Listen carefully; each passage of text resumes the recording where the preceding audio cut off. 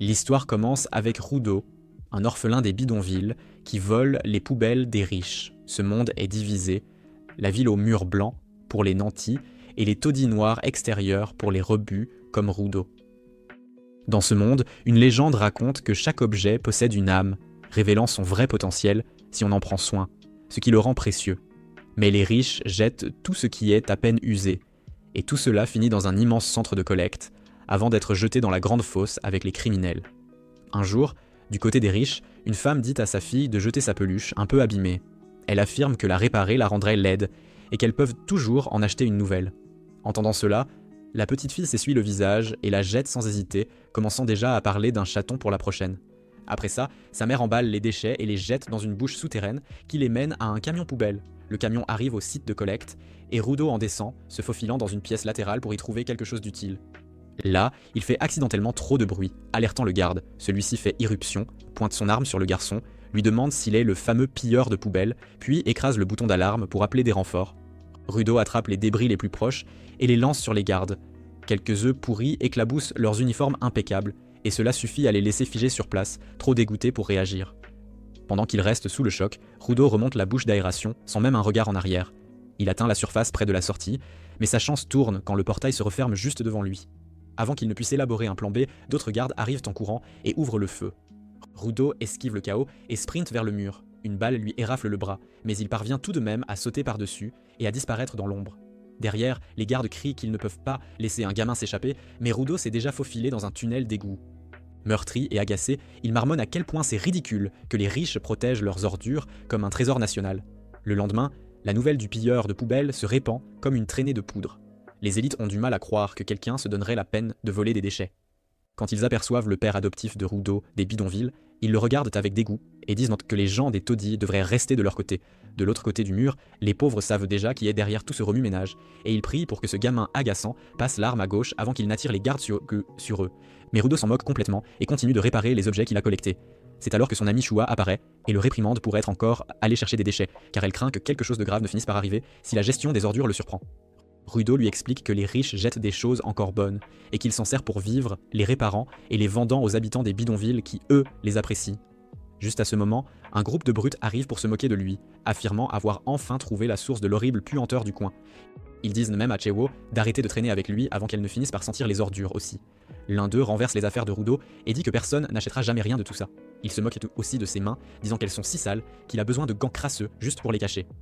Rudo reste silencieux face à toutes ces brimades, mais la seconde où il le traite de fils d'un meurtrier fou, quelque chose se brise en lui. Les brutes commencent à se vanter que les bidonvilles ont été construits pour piéger les criminels comme lui et qu'ils essaient de réparer ça en regagnant un peu de respect. Mais ils disent donc que le père de Rudo a ruiné tout ce pourquoi ils ont travaillé avec sa réputation de tueur en série. Rudo leur lance un regard méchant qui les fait tressaillir. Alors ils ajoutent une dernière insulte sur le fait qu'il finira probablement comme son père, puis s'enfuient en panique. Après leur départ, Chewo s'approche et essaie de le calmer. Elle dit qu'elle croit toujours en lui, puis ses yeux se posent sur la même peluche de tout à l'heure, et elle sourit, émerveillée de voir à quel point elle est belle maintenant. Rudo dit qu'elle n'est pas à vendre, mais juste au moment où il s'apprête à la lui donner, la mère de Shua apparaît et l'entraîne loin. Elle la réprimande pour avoir encore traîné avec cet étrange individu. Se sentant anéanti, Rudo rentre chez lui pour voir son père adoptif, Recto, qui commence à le taquiner en imitant sa façon d'agir et plaisante sur le fait que Rudo essayait de flirter en donnant le jouet à cette jolie fille. Rudo rougit de honte car il n'avait même pas réalisé qu'il était observé. Le vieil homme évoque les plongées de Rudo dans les poubelles et dit qu'ils ne sont pas si pauvres pour qu'il ait besoin d'aller aussi loin. Il lui demande de lui laisser ce genre de travail jusqu'à ce qu'il soit plus âgé et lui rappelle à quel point c'était dangereux la nuit dernière. Recto pense que Rudo pourrait se sentir redevable de l'avoir recueilli, mais Rudo dit que ce n'est pas ça. Il veut juste faire sa part en tant que membre de la famille. La conversation dévie sur Chewa et Recto lui dit d'être un peu plus honnête avec elle. Puis il remarque la coupure sur le bras de Rudo et commence à la soigner. Ce faisant, il demande à Rudo d'enlever aussi ses gants. Une fois fait, ses bras d'un noir de jais sont exposés. Rudo les attribue à son vrai père, celui qui a été condamné à mort et jeté dans la fosse. Il dit qu'il a dû tout gérer seul, être jugé pour son apparence et que ses mains lui font mal tout le temps. Mais depuis le jour où Recto lui a donné ses gants, les choses sont un peu plus faciles. Après avoir terminé les premiers soins, le vieil homme le pousse doucement à nouveau à dire à Chewa ce qu'il ressent vraiment avant que quelqu'un d'autre ne la séduise. Pendant ce temps, à l'extérieur de la maison, une silhouette mystérieuse passe la nuit à les observer discrètement. Le lendemain, après avoir reçu une rapide leçon de sourire de Recto, Rudo prend son courage à deux mains et part à la recherche de Chewa. En chemin, il aperçoit un homme jeté dans la fosse tandis que des gens à proximité lui crient des noms cruels. Cela le fait se demander ce qui arrive réellement à ceux qui sont jetés là-bas. C'est alors que Chua le salue d'un joyeux bonjour. Il cache rapidement la peluche derrière son dos et elle mentionne discrètement à quel point il est triste que tout le monde soit forcé d'assister aux exécutions même s'ils ne le veulent pas. Elle lui dit qu'elle ne veut pas le voir finir comme ça un jour et affirme que s'il continue à risquer sa vie, cet horrible avenir pourrait réellement se produire. Rudo hausse les épaules et dit que Recto le harcèle toujours avec la même chose. Mais Chua sourit et lui dit que cela signifie probablement que le vieil homme se soucie de lui autant qu'elle. Les mots lui échappent avant qu'elle ne puisse les retenir, et une fois prononcés, les deux se taisent. Le visage de Rudo rougit, mais il brandit la peluche et dit nerveusement qu'il espère qu'elle l'aimera même si elle vient des poubelles. Chua la regarde avec des yeux pétillants et dit qu'elle la chérira pour toujours. Rougissant follement, Rudo fait demi-tour et repart en courant, impatient de montrer à Recto et de tout lui raconter. Mais alors qu'il tourne un coin et se précipite par la porte d'entrée, il s'arrête net. Un homme masqué se tient dans la maison et Recto est au sol, une épée profondément plantée dans sa poitrine. Rudo se précipite vers l'homme masqué, désespéré de sauver Recto, mais l'agresseur le repousse facilement et le projette contre le mur. Rudo essaie de se relever, tenant à peine debout, et regarde l'homme choisir calmement un livre et s'éloigner. Recto essaie de parler. Quand Rudo promet de l'aider à survivre, le vieil homme utilise son dernier souffle pour lui crier de s'enfuir et de changer ce monde d'ordures. Au moment où Recto s'immobilise, les gardes arrivent. Ils jettent un coup d'œil à Rudo, couvert de sang, et supposent le pire. Recto, la seule personne qu'il ait jamais traité comme un membre de sa famille, est parti. Rudo essaie de parler pour leur dire ce qui s'est réellement passé, mais l'un des gardes le frappe au visage et l'assomme avant qu'il ne puisse dire un mot. Plus tard, les bidonvilles sont remplis de murmures. Une foule se rassemble autour de la maison. Certains maudissent son nom, le traitant de monstre. Même Chua est secouée et confuse, se demandant s'il pouvait vraiment être coupable. Rudo est conduit sur le lieu de l'exécution. Attaché en hauteur, au-dessus du sol, il écoute en silence un prêtre prononcer un discours lent et formel. L'homme dit qu'un meurtrier n'a pas sa place sur leur terre et doit être jeté dans la fosse.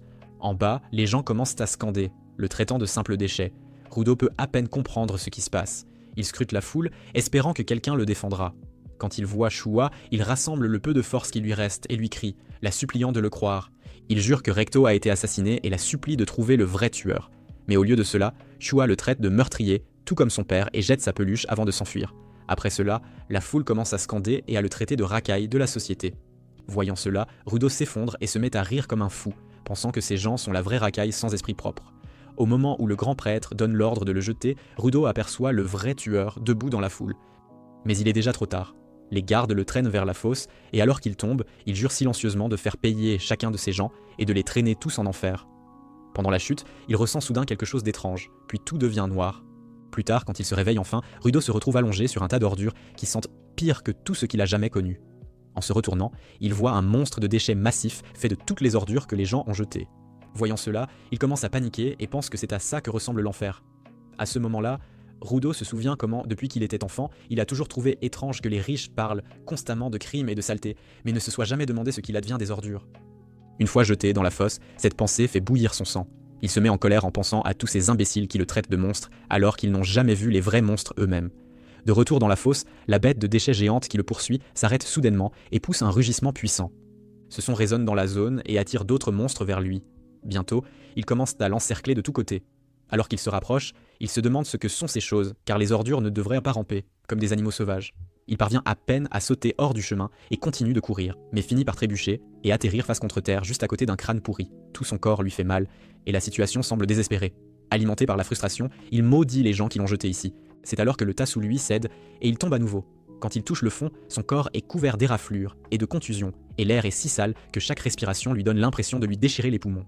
Il essaie de se couvrir le nez et cherche un petit endroit pour se reposer, mais il réalise enfin qu'il n'y a aucun endroit sûr ici, et la seule chose encore vivante dans ce monde est l'ordure elle-même. Rudo crache tellement de sang que même le monstre de déchets semble hésiter, s'approchant lentement pour abréger ses souffrances. À ce moment-là, Rudo pense que c'est la fin qu'il mérite, mais juste au moment où il est sur le point de s'évanouir, il voit les derniers instants de Recto défiler dans son esprit. Ce souvenir le secoue, réveillant quelque chose en lui. Soudain, il voit des objets lumineux éparpillés tout autour. Sans réfléchir, il attrape le plus proche, qui s'avère être un pied de biche. Alors qu'il serre fermement la poignée, il lève les yeux vers la sphère où il vivait autrefois et commence à dresser une liste de vengeance dans sa tête. Chaque personne qu'il a traitée comme une ordure figure sur la liste, mais tout en haut se trouve l'homme qui a assassiné Recto et s'est éloigné sans le moindre souci. Avec un élan de force, il balance le pied de biche et le fracasse sur le monstre de déchets. Il se jure qu'il restera en vie, quoi qu'il en coûte, juste pour pouvoir démolir ce criminel. Non loin de lui, un homme assis sur un trône fait d'ordures observe la scène se dérouler. Il se penche en avant, impressionné de voir un nouveau venu chargé, couvert de sang de la tête aux pieds. Rudo crie que le monstre pue pire que les pets de Recto et lui assène un coup solide, mais la bête riposte violemment. Elle le projette contre une tour voisine et le broie presque sous les décombres. Avant que la poussière ne retombe, Rudo attrape une plus grosse tige métallique et la lance comme un boomerang droit sur le visage du monstre. C'est alors qu'un des monstres surgit d'en bas et lui assène un coup, laissant Rudo dans un si mauvais état qu'il ne peut s'empêcher de cracher du sang. Alors que les créatures sceptiques s'approchent pour achever le travail, quelque chose en lui ressurgit. Juste avant qu'ils ne bondissent, il les fixe et riposte. Il leur coupe les bras, puis attrape une plaque d'acier et en tranche un en deux. Le monstre explose derrière lui alors qu'il sort de l'autre côté. Le danger écarté, Rudo tombe à genoux, complètement épuisé et à nouveau désespéré. Mais sa malchance n'est pas encore terminée. Un monstre plus grand et plus féroce apparaît derrière lui et pousse un rugissement qui appelle encore plus de renforts. Rudo s'élance à travers les collines de déchets, mais le monstre frappe le sol et envoie une onde de choc qui le projette en l'air comme une poupée de chiffon. Quand il ouvre les yeux, il voit un homme étrange tenant un parapluie au-dessus de lui. Confus, Rudo observe l'homme masqué le soulever calmement par la capuche et le jeter de côté, ce qui le fait cracher encore plus de sang. Sans dire un mot, l'homme lui attache un masque respiratoire sur le visage pour l'aider à récupérer, puis s'avance pour le protéger comme un héros. Toujours en train d'essayer de comprendre ce qui se passe, Rudo pose une foule de questions. L'homme lève simplement la main pour lui faire signe de se taire, ce qui ne fait qu'irriter davantage Rudo. Le type lui dit poliment de rester silencieux à nouveau. Rudo élève la voix et exige de savoir dans quel genre de cauchemar il se trouve, mais l'homme dit qu'ils ne sont pas sous terre et lui demande sérieusement de se calmer. Incapable d'entendre la voix de l'homme masqué, Rudo crie qu'il ne comprend pas un mot. Cela pousse finalement l'homme à bout et il lui hurle en retour, traitant Rudo de singe décérébré qui doit arrêter de crier. Il s'énerve car maintenant tous les monstres des environs se dirigent vers eux à cause de la grande gueule de Rudo. Ensuite, il explique que ces créatures sont appelées des bêtes de déchets, et à moins d'être éliminées avec une arme spéciale, elles réapparaîtront simplement. Alors que les monstres se rapprochent, l'homme masqué continue de parler comme si de rien n'était. Puis, juste avant que les créatures n'attaquent, son parapluie commence à luire et des lames acérées jaillissent par Ali du sommet. Sans avertissement, il fait tourner le parapluie et découpe la bête de déchets en minuscules morceaux qui se dispersent dans l'air. Rudo regarde les morceaux déchiquetés se transformer en poussière et réalise que le parapluie est l'une de ces armes spéciales dont le type parlait. Mais il n'y a pas le temps de réfléchir. D'autres monstres apparaissent et l'homme masqué charge sans hésitation. Le premier monstre explose dès qu'il le touche, et après cela, il saute de l'un à l'autre à une vitesse si rapide que Rudo ne peut même pas suivre. Le voyant atterrir en douceur et descendre avec le parapluie comme un parachute, Rudo ressent un mélange d'admiration et d'envie en pensant que c'est exactement le genre de pouvoir dont il a besoin s'il veut un jour se venger de Recto. C'est alors qu'un des monstres de déchets accumule une attaque de boue sombre dans sa gueule et la leur tire dessus. Mais l'homme masqué la bloque avec son parapluie juste à temps et la boue explose à l'impact. Sans perdre un instant, il saute sur la tête du monstre et utilise un mouvement spécial appelé Octa Shredder, qui perce le crâne du monstre comme un marteau-piqueur jusqu'à ce qu'il se brise complètement. Après le combat, il s'approche pour vérifier l'état de Rudo et semble un peu surpris que le gamin bruyant soit toujours en vie. Quand Rudo demande faiblement qui il est, l'homme retire son masque et dit qu'il s'appelle Engine, des nettoyeurs. Mais au moment où il sent Rudo, qui sent la couche de vieil homme, il remet rapidement son masque, et à ce moment-là, Rudo s'évanouit finalement. Dans ses rêves, Rudo se souvient d'une époque où il était rentré chez lui, couvert de boue, après avoir été à nouveau intimidé. Il avait dit à Recto que c'était arrivé parce qu'il avait parlé d'objets ayant des sentiments. Recto, au lieu de s'énerver, avait souri et dit qu'il était fier que Rudo n'ait pas riposté. Mais Rudo l'avait toujours regardé, et dit qu'il croyait que les choses dont les gens prenaient soin prenaient vie, tout comme Recto le lui avait dit un jour. Entendant cela, Recto se gratta la tête et admit que l'histoire n'était pas à prendre au pied de la lettre, expliquant que c'était juste une vieille légende pour aider les enfants à comprendre l'importance de prendre soin de leurs affaires. Mais Rudo ne sembla pas s'en soucier et regarda autour de leur petite maison encombrée avant de demander si toutes les choses autour d'eux avaient aussi une âme. Et cela fit rire Recto en regardant le garçon curieux devant lui. De retour au présent, Rudo se réveille et se retrouve ligoté par des chaînes. Il commence immédiatement à maudire Engine pour l'avoir trompé, mais Engine répond calmement que c'est une façon plutôt impolie de parler à quelqu'un qui vient de lui sauver la vie. Il explique que la seule raison pour laquelle il l'a ligoté était qu'il n'y avait pas d'autre moyen de le transporter pendant qu'il était évanoui. Entendant cela, Rudo lui dit de le détacher maintenant qu'il est réveillé car il a des choses plus importantes à faire. Il dit qu'il doit trouver le salaud qui a assassiné Recto et se venger. Engine fait une pause un instant avant de lui donner une petite dose de réalité, disant que revenir en arrière n'est pas possible pour l'instant. Il explique que le monde d'où Rudo vient s'appelle la sphère et qu'elle flotte loin dans le ciel, se déplaçant constamment, ce qui rend son accès impossible pour le moment. Rudo comprend ce qu'il a dit et souligne que le mot « maintenant » signifie que cela pourrait encore être possible un jour. Il s'enflamme et commence à crier à NG1 de tout lui dire sur la sphère, les monstres et l'étrange pouvoir qu'il a utilisé. Il dit qu'il ne se taira pas, tant qu'il n'aura pas toutes les réponses nécessaires pour faire payer le tueur de Recto. Fatigué de l'entendre crier sans arrêt, Engine perd finalement patience et jette son masque de côté, disant à Rudo qu'il est temps pour lui d'apprendre ce qu'est réellement la fosse. Sans rien expliquer, il attrape Rudo et le traîne comme un chien à travers le désert jusqu'à ce qu'ils atteignent une zone déserte. Là, il le jette à découvert et lui dit de profiter de son séjour. Rudo commence à crier qu'on ne lui a même pas dit quelle était la leçon. Mais il se tait rapidement quand il remarque un groupe de personnes masquées le fixant droit dans les yeux. L'un d'eux, un type en chemise rouge, commence à s'agiter dès qu'il voit un gamin. Il bave un peu et se demande à voix haute si c'est son jour de chance. En examinant attentivement les vêtements de Rudo, il devine que le gamin pourrait venir de la sphère, bien que les autres, Wapi, soyons Nidezuke soient sceptiques. Le type en chemise rouge demande d'où il vient, et quand Rudo dit qu'il est tombé d'en haut, tout le groupe jette ses masques et se précipite vers lui, débordant pratiquement d'excitation. Au début, ils pensent qu'en ce qu'il ment, car un vrai sphéroïden ne devrait pas comprendre leur langue, mais le type en chemise rouge se penche et touche le visage de Rudo juste pour être sûr, ce qui le met très mal à l'aise. Puis, de nulle part, le type en chemise rouge s'excuse et propose de le libérer, car il se sent mal pour ce que Rudo a dû traverser. Pendant un instant, Rudo commence à croire qu'il a peut-être enfin trouvé des gens honnêtes, contrairement à Enjin. Mais ça change très vite quand Rudo se retrouve piégé, arnaqué et ligoté à l'arrière d'un camion. La bande masquée le regarde se débattre, avec de grands sourires, car des furets comme lui valent des millions. Et ils ne peuvent absolument pas se permettre de le laisser s'échapper. Ce type à la chemise rouge fait une grimace effrayante et explique pourquoi les gens sont prêts à payer autant. Tout le monde déteste les sphérates pour avoir déversé des déchets sans fin qui empoisonnent l'air quelqu'un de la sphère et rendent la seule chose que les gens veulent, c'est le faire souffrir le plus longtemps possible. Mal. Après avoir des monstres qui ne meurent jamais à l'idée de torturer, détruisent les maisons pour l'instant, et écrasent des familles entières. Alors il lui fourre de la nourriture pourrie dans la bouche juste pour le voir souffrir, pensant que ce doit être une pure agonie pour un gamin gâté venant d'en haut. Mais à son horreur, Rudo arrache la chair de ses doigts avec ses dents, mange cette nourriture dégoûtante comme si de rien n'était, et le regarde fixement. Fatigué d'être moqué et de recevoir des surnoms stupides, Rudo devient si furieux que ses gants s'activent soudainement. Il brise les chaînes et déclare qu'il en a assez de se faire traiter comme une ordure par qui que ce soit. Observant de loin, Enjin confirme ce qu'il soupçonnait. Rudo est un donneur, l'un des rares humains qui peuvent donner vie aux objets. La bande panique et essaie de le ligoter à nouveau, pensant que les chaînes doivent être son arme principale. Mais Rudo les fait taire en transformant un pneu à proximité, choquant tout le monde autour de lui, car les donneurs ne sont pas censés avoir plus d'un objet. Après avoir éliminé le reste des voyous, Rudo s'avance pour achever Chemise Rouge pour de bon, mais Enjin intervient et l'arrête juste à temps, au dernier moment. Ce moment ramène Rudo à la réalité, et il se souvient soudain des mots de Recto concernant le soin de ses gants. Enjin réalise qu'il a poussé le gamin trop loin et s'excuse, disant qu'il voulait seulement voir si Rudo possédait réellement ce pouvoir. Maintenant qu'il connaît la vérité, il promet de tout révéler à Rudo s'il accepte de combattre aux côtés des nettoyeurs. Plus tard, dans un désert aride et dévasté, un homme assis sur un toit soupire en recevant un message d'Enjin. Mais Enjin promet qu'il a trouvé un véritable talent naturel qui était perdu dans le No Man's Land. Pendant qu'une doctoresse chauve soigne Rudo, Enjin dit à l'homme qu'il n'a jamais vu de pouvoir pareil auparavant et qu'il présentera la nouvelle recrue très bientôt. Rudo l'interrompt rapidement et dit qu'il n'a jamais accepté de rejoindre quoi que ce soit, mais avant qu'il ne puisse continuer à parler, la femme chauve le fait taire. Elle le réprimande pour être un gamin chanceux, qui serait mort s'il avait respiré cet air toxique plus longtemps que ça. Puisqu'il a aussi été kidnappé, elle dit qu'il devrait être à genoux pour remercier le gentil blond. Ensuite, elle les met tous les deux dehors, et ses cris sont si forts que Rudo claque la porte au nez. Il dit à Enjin qu'il est reconnaissant d'avoir couvert la note, mais pour l'instant, tout ce qu'il veut, c'est des informations, rien de plus. Il dit qu'il n'a pas le temps de se faire prendre par une bande quelconque. Enjin lui rappelle calmement qu'il est un sphéroïde, et qu'il a déjà vu ce qui arrive quand des gens comme lui se font attraper. Puis, avec un visage impassible, Enjin dit que ce n'est pas le genre d'endroit où les gens donnent des informations gratuitement, comme ça. Il emmène Rudo dans une ville néon qui ressemble à quelque chose sorti d'un rêve cyberpunk et lui achète un Big Mac.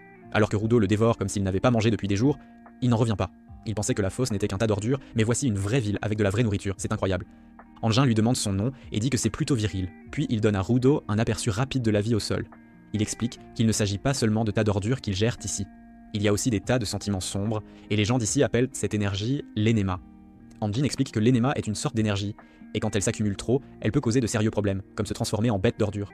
Ces monstres vivent généralement dans les décharges et attaquent les gens sur place, mais de temps en temps, ils s'infiltrent aussi dans les villes, c'est un vrai danger. En entendant cela, Rudo demande pourquoi les gens ne restent pas simplement enfermés dans les villes où c'est plus sûr. Enjin dit que les gens d'ici tiennent trop à leur liberté pour se cacher dans un seul endroit pour toujours. Puis il dit à Rudo que les armes normales ne fonctionnent pas sur les bêtes d'ordure parce que leurs noyaux sont faits d'énéma. C'est la raison.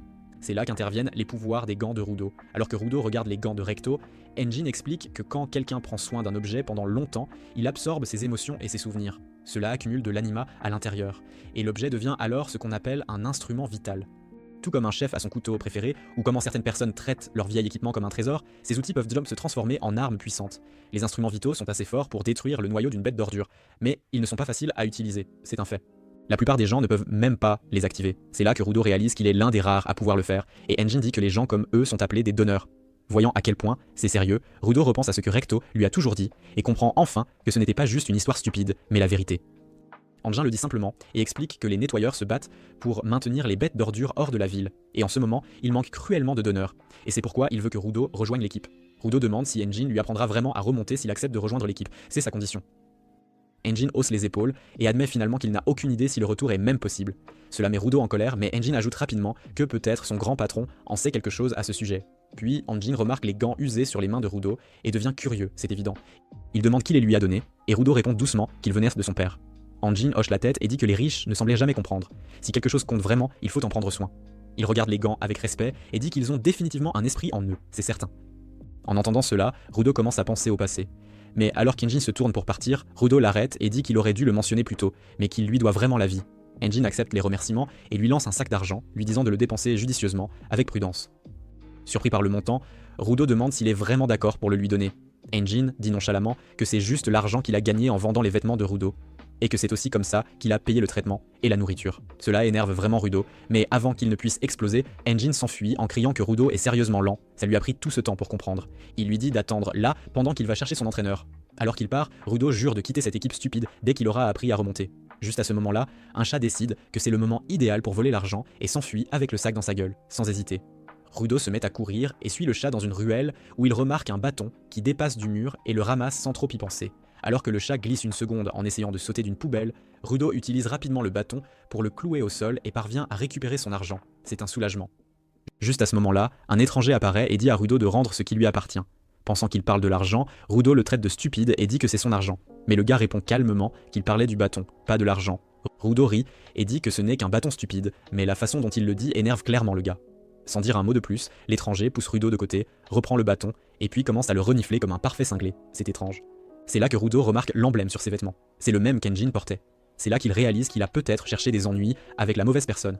Avant qu'il ne puisse s'excuser, le gars s'active en tant que donneur et claque le bâton maintenant lumineux dans le sol, sa lumière bleue clignotant devant Rudo alors que l'homme lui dit de se préparer à ce qui arrive, c'est imminent. L'homme appelle le garçon par son nom et dit qu'Engin lui a déjà tout raconté. Puis il ajoute qu'il fait partie des nettoyeurs Akuta et qu'il a été assigné pour entraîner ce nouveau. Il se présente comme Zenka Ninjuku et rappelle rapidement à Rudo de ne pas toucher aux choses qui appartiennent aux autres, c'est une règle. Rudo explique qu'il n'a utilisé le bâton que pour récupérer son argent d'un chat voleur. Mais Zanka n'a pas l'air impressionné. Au lieu de cela, il dit à Rudo de transmettre un message à son père disant qu'il ne l'a pas bien élevé. Ça touche vraiment une corde sensible, c'est certain. Le visage de Rudo se crispe et il semble sur le point de craquer. Mais ensuite, il se souvient de quelque chose, un moment calme avec Recto, où il lui a dit de rester calme quand les choses s'échauffent et d'essayer de penser à ce que l'autre personne pourrait ressentir, c'est important. Alors que ce souvenir se déroule dans sa tête, Rudo prend une profonde inspiration et se calme lentement. Il se dit que Zanka est probablement en colère, parce qu'il a pris quelque chose qui comptait pour lui. Et honnêtement, si quelqu'un essayait de prendre ses gants, il serait en colère aussi, c'est logique. Alors, suivant le conseil de son père, Rudo ravale sa fierté et présente des excuses calmes et honnêtes. Il dit qu'il n'a jamais eu l'intention de voler quelque chose d'important, et cela semble apaiser un peu l'atmosphère. En entendant cela, la lueur autour du bâton de Zanka s'estompe, c'est un bon signe. Il dit que c'est bon puisque Rudo l'a rendu et s'est même excusé. Puis il admet qu'il s'est un peu trop emporté, et qu'il ne voulait pas effrayer son nouvel élève. Rudo reste là, stupéfait, non seulement parce qu'il a évité de se faire frapper, mais parce que c'est la première fois qu'une des leçons de Recto a réellement fonctionné, c'est incroyable. Zanka lui offre une main en disant qu'ils seront camarades à partir de maintenant, et le tire sur ses pieds. Après cela, Zanka demande quelle arme Rudo utilise et quel genre de pouvoir elle a. Rudo se gratte la tête et dit qu'il n'est pas exactement sûr, il ne sait pas trop. Même ainsi, Zanka dit que ses gants ont l'air plutôt cool, ce qui stupéfie complètement Rudo. Il se souvient soudain comment Recto lui disait toujours d'arrêter de ressembler à un tueur en série et d'essayer de sourire davantage. Alors, juste là, il fait de son mieux pour sourire, exactement comme il l'avait pratiqué avant. C'est un effort. Le regarde sous le choc. La seconde suivante, il devient fou, criant à Rudo de le manquer de respect avec un visage pareil. Rudo panique et essaie d'expliquer que c'était en fait un sourire. Zanka secoue la tête et dit que c'était le sourire le plus effrayant qu'il ait vu de toute sa vie. Pensant que c'est peut-être un problème avec ses yeux, Rudo essaie à nouveau avec une nouvelle expression. Mais cette fois, c'est encore pire. Voyant cela, la mâchoire de Zanka se crispe et il demande si le gamin veut se battre. On ne peut les deux commencent à se chamailler comme des enfants dans une cour de récréation chaque jour pour protéger les gens. Jusqu'à ce que Zanka ne devienne sérieux, c'est la fin de la blague. Alors peut-être que cet objectif ne vaut pas grand-chose non plus, c'est une réalité. En entendant Zanka qualifier le dernier souhait de Recto de sans valeur, Rudo craque finalement et lui dit de se taire. Il dit qu'il est très sérieux à ce sujet et ne laissera personne le dénigrer. Zanka sourit et dit qu'il a su dès leur rencontre qu'ils n'allaient pas s'entendre, c'était évident. Rudo est d'accord et lève son arme, prêt à prouver son point. C'est là que Zanka remarque quelque chose d'étrange. Rudo n'utilise pas seulement ses gants, il tient une autre arme entièrement. Quelque chose lui fait comprendre que Rudo pourrait avoir le pouvoir de transformer tout ce qu'il touche en instrument vital. C'est une révélation. Zanka rit, disant que ce gamin est bien trop brisé, mais cela n'a toujours pas d'importance. Au final, un talent comme le sien ne peut pas se comparer à l'expérience brute. L'instant d'après, le bâton de Zanka s'écrase au sol juste devant Rudo, avec force. Puis il se précipite avec une rafale de coups lourds, forçant Rudo à reculer pas à pas. Tout en le frappant, Zanka se moque de lui et dit que c'est un peu triste de se faire tabasser par quelque chose d'aussi faible qu'un bâton. Rudo réussit enfin un coup qui érafle à peine la joue de Zanka, mais avant qu'il ne puisse enchaîner, l'homme claque son bâton d'un coup net et le met à terre, sans pitié. Zanka ricane et commence à penser que le pouvoir de ce gamin n'est peut-être pas si important après tout. Mais ensuite, il renifle quelque chose de bizarre. En regardant la marque sur sa joue, tout son visage se tord d'horreur. Il s'avère que Rudo n'utilisait pas n'importe quel vieux bâton, mais bien plus.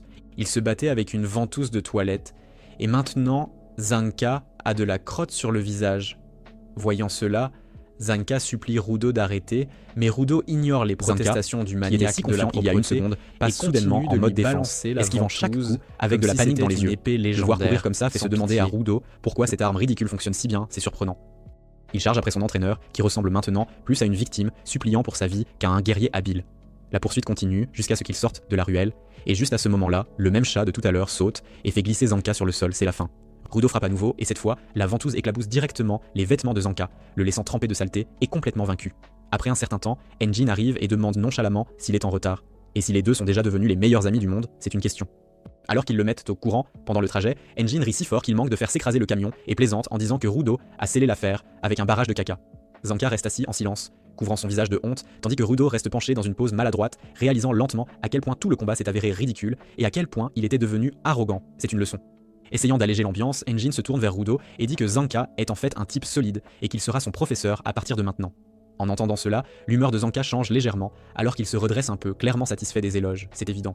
Juste à ce moment-là, une fille aux cheveux roux nommée Rio apparaît sur la banquette arrière, comme si elle avait toujours été là. Elle dit qu'elle est devenue curieuse et voulait voir ce qui se passait, et commence à jouer avec les cheveux de Rudo comme s'ils se connaissaient depuis des années, tandis que Rudo reste là, confus, pensant que peut-être la vie dans la fosse n'est pas si mauvaise après tout, finalement.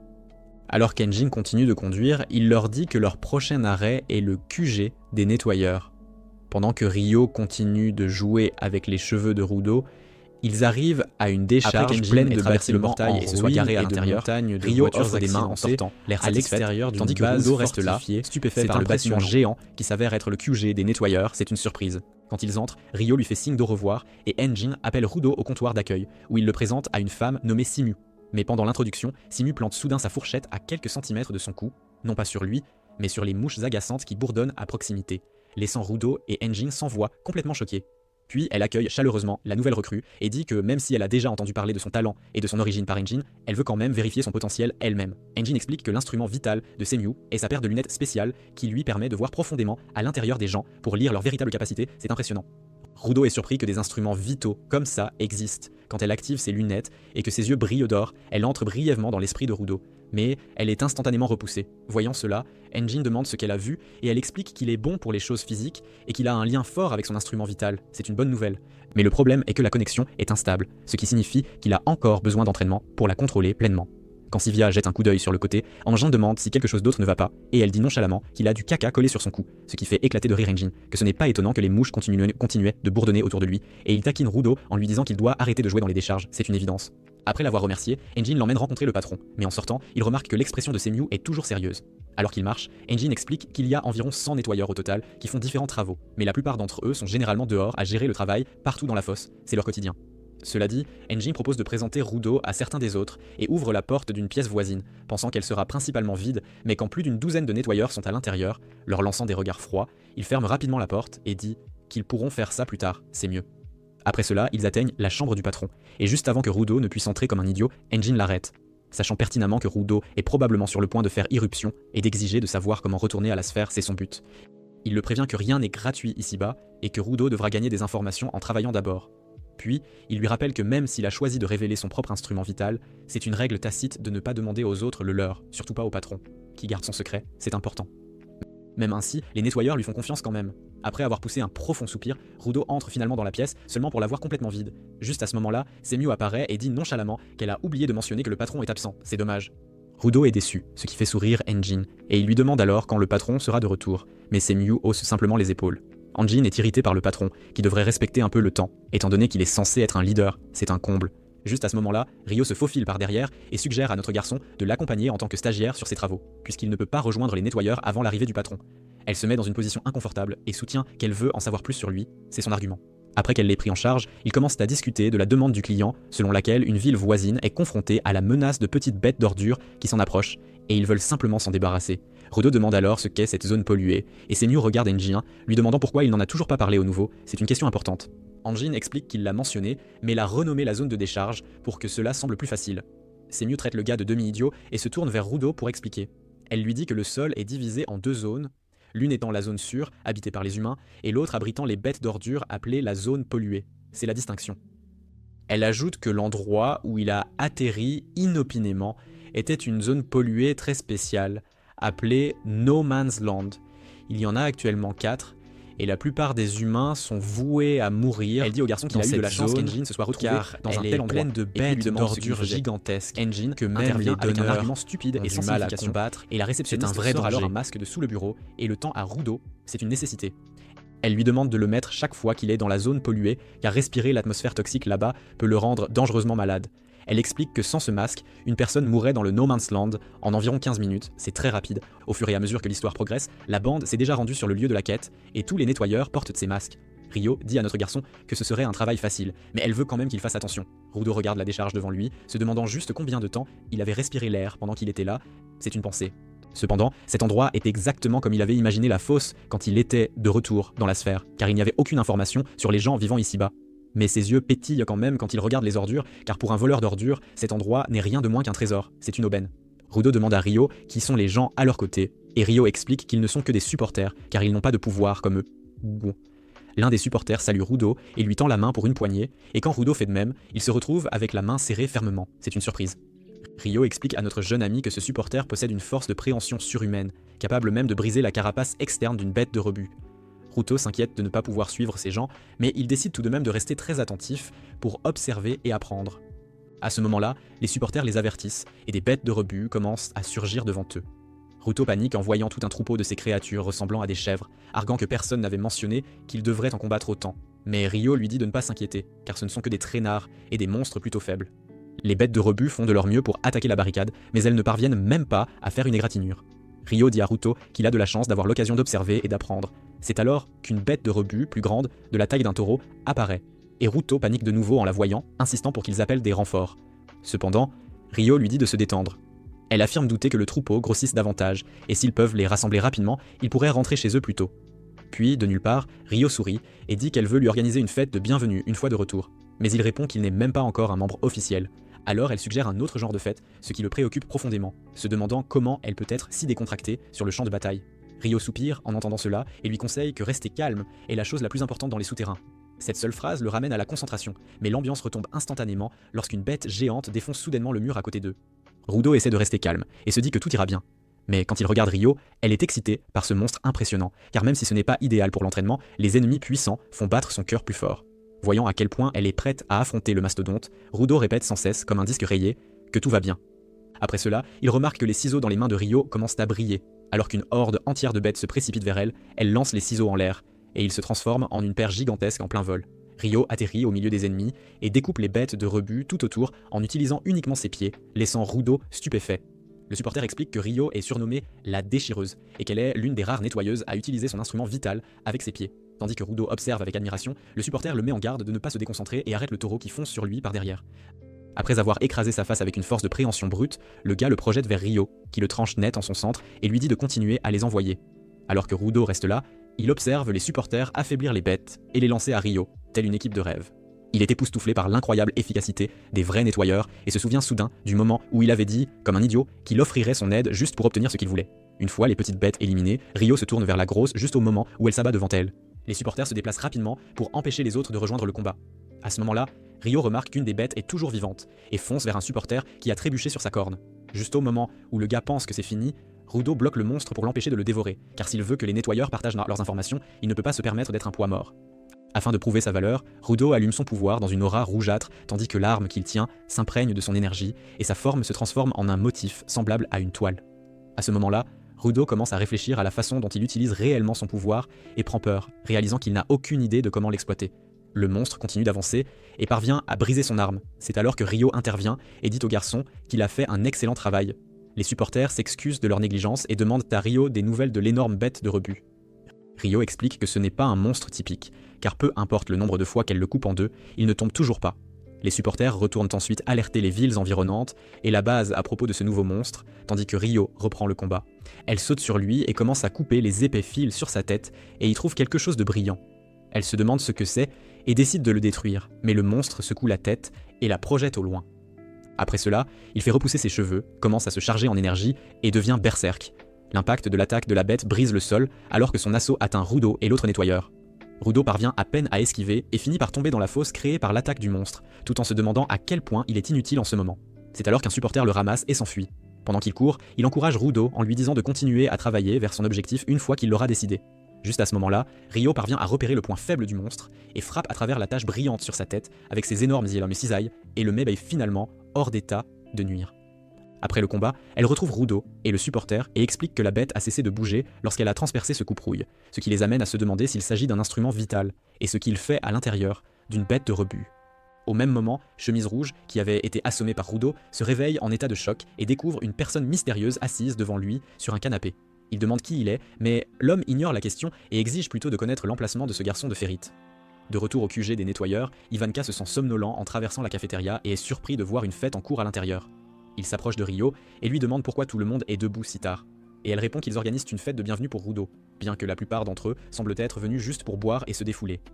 Puis, il regarde autour de lui et trouve Rudo l'air déprimé, le visage collé à la table. Taka remarque que l'invité d'honneur n'est même pas content et Rio explique que c'est parce qu'il n'a pas pu utiliser correctement son instrument vital pendant la mission. Et Zanka pense qu'il est plutôt minable. Après cela, il interroge Rio sur l'étrange bête de rebut, et elle explique que son noyau n'était pas un objet normal comme d'habitude. Au lieu de cela, il était alimenté par un instrument vital, et c'est la première fois qu'un instrument vital engendre une bête de rebut. Elle dit qu'elle ne sait pas quoi faire à ce sujet, alors elle a arrêté d'y penser, et que c'est maintenant un problème pour les supérieurs, ce qui signifie qu'elle peut rentrer chez elle et profiter du dîner. Zanka n'est pas surpris par son attitude, et elle lui dit qu'Enjin et Simu arriveront bientôt également. Au même moment, Rudo fixe silencieusement ses gants lorsqu'un supporter, nommé Grise, le rejoint à table, pour le remercier de son aide. Grise fait savoir à Rudo qu'il a pu voir l'effort qu'il a fourni dans le combat, mais Rudo répond qu'il n'a rien fait. Quand Grise lui dit qu'il a sauvé la vie de Fala, Rudo ne reconnaît pas le nom, et Gris explique que Fala était le jeune supporter avec des lunettes qui a failli être écrasé si Ruto n'avait pas arrêté la bête de rebut. Pourtant, Ruto est frustré que Rio ait dû le tirer d'affaire parce qu'il ne pouvait pas utiliser son pouvoir, et il était exactement comme ça à la surface, perdant toujours le contrôle et ayant recto pour le secourir. La raison pour laquelle il est en colère contre lui-même est qu'il a toujours besoin d'être sauvé, et ne répond jamais aux attentes, mais Chris le remercie encore, ce qui le stupéfie. L'homme dit que la plupart des nettoyeurs pensent que les supporters sont si faibles qu'ils sont pratiquement un poids mort, les tirant vers le bas, et maintenant la plupart des nouvelles recrues la pensent de la même manière, mais Rudo est différent. Gris sourit en disant que Faulo a rejoint parce qu'il voulait combattre les monstres, mais comme il est impuissant, il travaille dur tout en prenant soin de son objet, espérant devenir un donneur et se venger des donneurs qui se moquent de lui parce qu'il est un faible.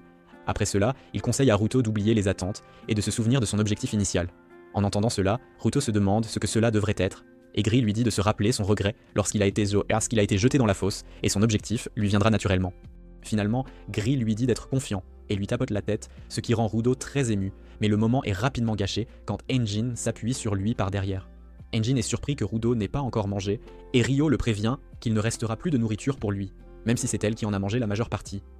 Cela dit, Gris invite Rudo à manger avec lui et les autres, et Rudo est stupéfait de voir tout le monde lui sourire chaleureusement, alors il accepte joyeusement. Après cela, la musique commence à jouer, et un étrange individu commence à faire des graffitis sur le mur. Enjin dit à Ruto de bien observer le nom Gob, car c'est un homme qui fait ce qu'il veut avec assurance. Pendant que Gob peint, la foule lui crie d'arrêter parce que la peinture pue, mais il continue. Enjin lui demande de ne pas dessiner de déchets cette fois-ci, mais Gob sourit et dit qu'il ne peut pas faire de promesses. Avec une lueur vive dans les yeux, Gob continue, et Rudo est émerveillé par son dévouement. Pendant ce temps, dans la pièce sombre, Chemise Rouge est blessé de la tête aux pieds et supplie l'homme de l'épargner puisqu'il lui a dit tout ce qu'il savait.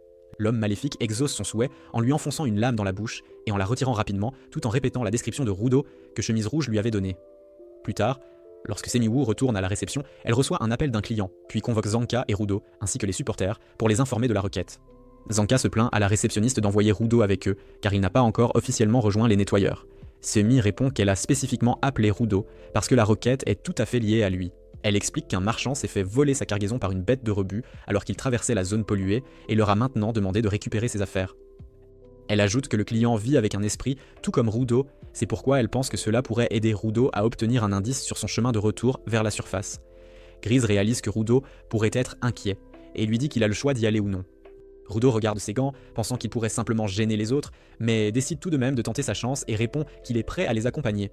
Lorsque Semius sent que Zanka pourrait être mal à l'aise, elle trouve un moyen de le motiver en lui disant comment Enjin a répondu en affirmant que Zanka peut tout gérer. Cela change l'humeur de Zanka, qui assume joyeusement le rôle de leader. En chemin vers la mission, Rudo demande à Gris s'il ne porte pas d'armes, ce à quoi Gris explique qu'il a bien un couteau de rechange, mais qu'il préfère se battre à main nue. Follow taquine Gris en révélant qu'il prie un talisman quelconque chaque fois qu'il part au combat, et pendant que Gris montre son objet, ils sont soudainement surpris par une étrangère se tenant derrière eux, portant un masque effrayant. L'étrangère explique qu'elle est la cliente et remercie tout le monde d'être venu pour sa requête. Elle dit qu'elle les guidera jusqu'au repère de la bête de rebut. Rudo s'enthousiasme et pose rapidement un tas de questions sur les sphéries. La marchande répond simplement qu'elle transportait sa cargaison lorsqu'elle a rencontré les sphéries et les a recueillis. Mais comme ils étaient inconscients, même elle s'inquiète pour eux. Rudo prend un air sérieux et demande si elle compte vendre les sphéries. La marchande nie faire une telle chose et précise qu'elle n'a d'intérêt que pour les sphéroïdes.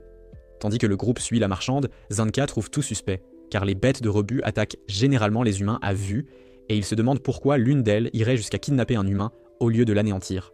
Juste après quelques pas, la marchande pointe un bâtiment, disant à tout le monde que c'est là qu'elle a rencontré la bête de rebut. Zanka demande à chacun de s'équiper, car la bête de rebut pourrait se cacher n'importe où. Au moment où ils entrent hésitamment dans le bâtiment, ils voient quelqu'un à l'extrémité opposée, mais avant qu'ils ne puissent réagir, la marchande commence à les pousser dans cette direction.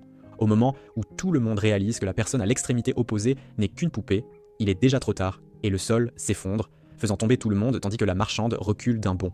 Après que Rudo se soit remis, il se demande pourquoi le sol s'est soudainement transformé en boue, et la jeune femme demande poliment s'ils vont bien.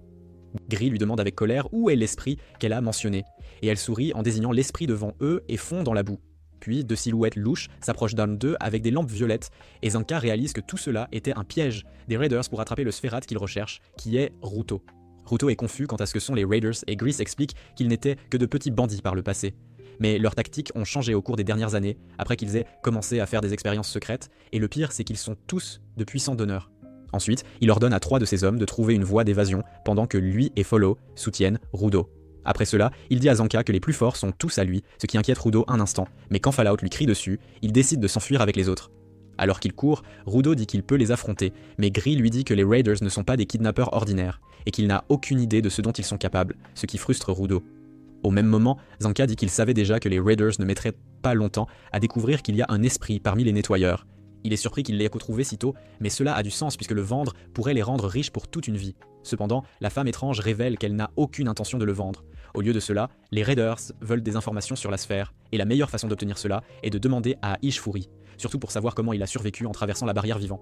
Alors que Zanka retire son masque, il dit qu'il se fiche complètement de la sphère et confirme qu'il n'y a pas de bête de rebut aux alentours. La femme le confirme en invoquant ses poupées de boue, et après avoir vu son pouvoir, Zanka comprend rapidement que le sol se transformant en boue était son aptitude.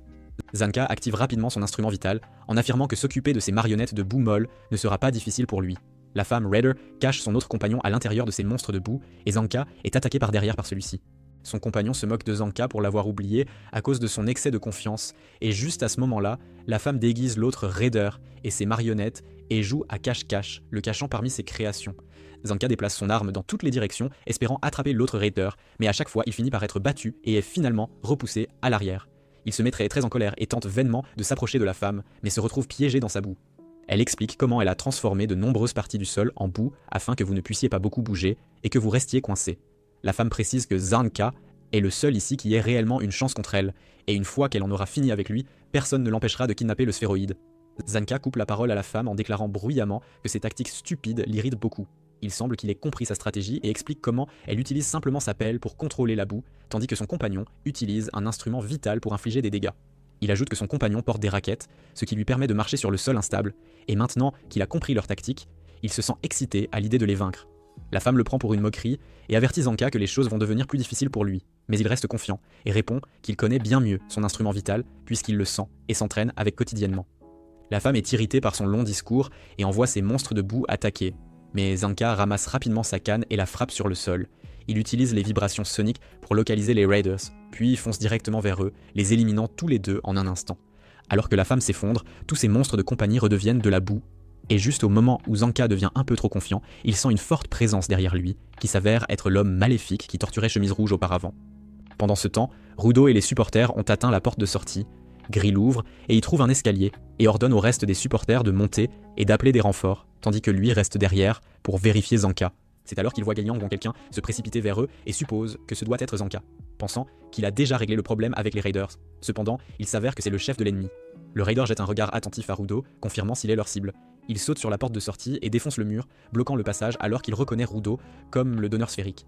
Grish-Rubien l'avertit que Rudo fait maintenant partie des nettoyeurs et que s'en prendre à lui fera de lui l'ennemi de tous. Le méchant ignore l'avertissement et dit qu'il n'était en retard qu'à cause de son mauvais sens de l'orientation. Il affirme n'avoir jamais eu l'intention de leur donner autant de temps, puis commence à marcher vers eux. Tandis que Gris essaie de l'interroger sur l'endroit où se trouve Zanka, le raider le repousse à nouveau et dit à Ruto que quelqu'un veut discuter avec lui. Le raider retire le masque de Ruto avec force, lui disant qu'il n'y a pas de bête de rebut ici, et quand Ruto demande des nouvelles de Zanka, le méchant dit qu'il a été indulgent avec lui et l'a seulement assommé, bien que le poison puisse lui causer des problèmes. Le raider utilise ensuite son instrument vital pour transformer les anneaux de ses doigts en griffes, tout en exhortant Ruto à le suivre tranquillement. Les deux supporters lui sautent dessus pour tenter de le maîtriser, mais ils échouent et sont violemment projetés au sol. Alors que le chef prépare à nouveau ses griffes, Rius s'interpose devant Ruto, jurant de protéger son équipe à tout prix. Le chef abaisse ses griffes et se moque de ce qu'il a entendu sur ces soi-disant faibles supporters des nettoyeurs, affirmant qu'ils sont inutiles et incapables de protéger quoi que ce soit. Ruto dit à Gris de reculer puisqu'il ne peut pas combattre le raider des armées et insiste sur le fait qu'il peut s'en occuper lui-même. Le chef demande alors à Ruto de promettre qu'il ne se mettra pas en colère et révèle qu'il a déjà assassiné Gris avec une attaque que personne n'a même pu voir. Le raider transperce Gris de ses griffes et déclare que les faibles comme lui sont totalement inutiles. Le porte-bonheur de Gris tombe alors qu'il meurt et Ruto tend rapidement la main pour l'attraper. La mémoire de Ruto le ramène au moment où Recto est rentré chez lui et l'a trouvé en train de se cogner la tête contre le mur comme un luminique, le sang coulant sur tout son visage. Après avoir couché le petit garçon, Recto lui demande pourquoi il a fait ça, et Ruto répond que Recto lui a appris à ne jamais faire de mal aux autres. Voir le garçon se faire du mal à lui-même donne plutôt mal à la tête à Recto, mais il s'assied et demande ce qui l'a poussé à faire cela. Il riait de la douleur et ses mains avaient l'air de commencer à s'estomper, et il évitait les gens.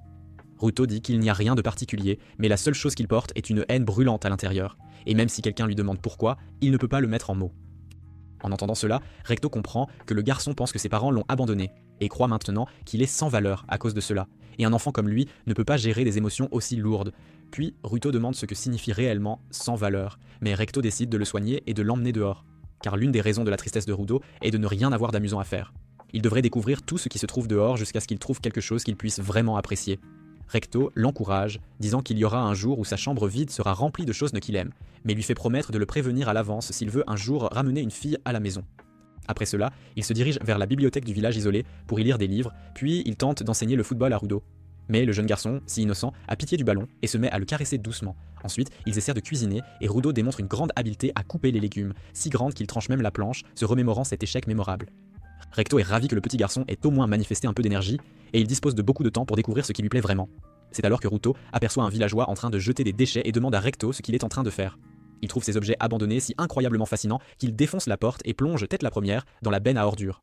Au moment où Recto le rattrape enfin, il découvre le garçon en larmes, pleurant à chaudes larmes, serrant très fort l'objet, ce qui laisse Recto complètement perplexe quant à la nature même de l'émotion qu'il peut bien ressentir. Ruto s'écrie que c'est absolument horrible, que cet objet, qui avait encore une longue vie devant lui, a été jeté simplement parce qu'il était un tout petit peu abîmé. Il hurle sans discontinuer qu'il veut absolument le réparer, et Recto comprend alors que Ruto ne fait pas que projeter ses propres sentiments sur lui-même, mais qu'il perçoit en réalité une valeur intrinsèque dans des objets que d'autres jugent déjà complètement inutiles. De retour au présent, Rudo éveille le pouvoir latent à l'intérieur du porte-bonheur, de Gris. Et Gris, qui s'accroche désespérément à la vie, saisit enfin la raison pour laquelle il n'avait jamais pu l'activer auparavant. Personne n'avait jamais véritablement saisi sa nature profonde jusqu'à ce jour. La capacité de Rudo ne se contente pas de transformer de simples objets aléatoires en de puissants instruments vitaux. Bien au contraire, elle révèle leur véritable valeur intrinsèque. Le méchant, soudainement très curieux, jusqu'alors demande à Ruto si cet objet est bien métamorphose le porte-bonheur car il est en une arme défensive dotée d'un grand œil, et au lieu de céder à la panique, se remémore comment Gris, le méchant principal pour laquelle il avait bavé d'envie réaliser ce qu'il désirait véritablement accomplir. Et si Gris ne lui avait pas ouvert les yeux, il serait encore complètement perdu. En pensant à cela, Rudo se prépare mentalement à frapper l'ennemi avec une force redoutable. Le raider déclare qu'il adore les donneurs puissants et il tend ses griffes acérées, se présentant alors comme étant Jabberwonger. Jabber affirme qu'il souhaite s'amuser un peu et il demande à Rudo quel est son nom. Après cette brève introduction, il s'excite comme un véritable maniaque, déclarant qu'il veut qu'ils se déchirent mutuellement avant de foncer à toute vitesse vers Rudo. Pendant ce temps, l'autre soutien peine à contenir Gris, mais le sang continue de s'écouler de manière très abondante. Gris observe Rudo se battre avec attention et réalise alors que la raison pour laquelle il était de retour au cœur de la bataille, Jabber effectue un bond en arrière et s'agrippe fermement au mur, tout en demandant à Ruto pourquoi il ne vient pas le rejoindre. Ruto lui rétorque de venir lui-même, et le raider s'exécute aussitôt, bondissant par-dessus Ruto avec une attaque d'une puissance redoutable. Cependant, il se retrouve à atterrir lourdement sur le sol, car Ruto a déjà réussi à esquiver son assaut d'une manière ou d'une autre, avec une agilité surprenante. Lorsque Jabber lui demande avec Jabber poursuit alors avec un véritable barrage d'attaques incessantes, mais Ruto parvient à esquiver absolument chacune d'entre elles, pour que chaque exception puisse revenir sain et sauf. Jabber déclare que l'instrument vital de Rudo semble uniquement accroître sa capacité à esquiver les coups. Il se concentre et il fait remarquer à sur la Rudo défense à quel point cet instrument serait attaques totalement de l'ennemi inutile. Il s'avère en réalité que Rudo n'a pas fait le moindre pas, et pourtant il continue d'esquiver absolument chaque Rudo attaque. lui fait alors remarquer que Jabber a complètement ignoré un fait essentiel depuis le tout début. Alors que Jabber se précipite de nouveau sur lui avec fureur, Rudo utilise son instrument vital pour le paralyser instantanément, et comme son talisman ne peut pas réellement infliger de dégâts, il enchaîne avec un puissant mais continue de rire comme un véritable maniaque, au loin, impressionné que car les Rudo ait eu poings recours sont à l'arme de prédilection de guider ses Grise, mouvements et il désire ainsi honorer son fidèle camarade. Que c'était bien lui qui avait souhaité s'amuser un peu, et qu'il est donc plus que ravi de jouer le jeu jusqu'à ce qu'il le transforme en un simple tas de déchets gisant lamentablement sur le sol. Entendre Rudo lui manquait ainsi de respect, met Jabber dans une colère noire, et il plaisante en affirmant que Rudo est plutôt insensible de ne pas ressentir la moindre culpabilité d'être un homme sans aucune pitié.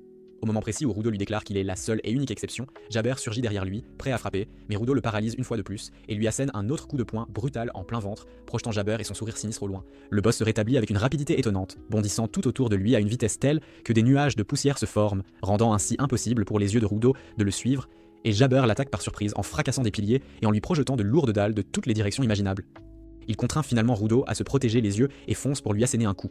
Grâce au pouvoir du porte-bonheur, l'œil le fige une fois de plus, permettant à Rudo de presque lui fracasser le crâne, bien que Jabber réussisse à s'échapper de justesse à la toute dernière seconde.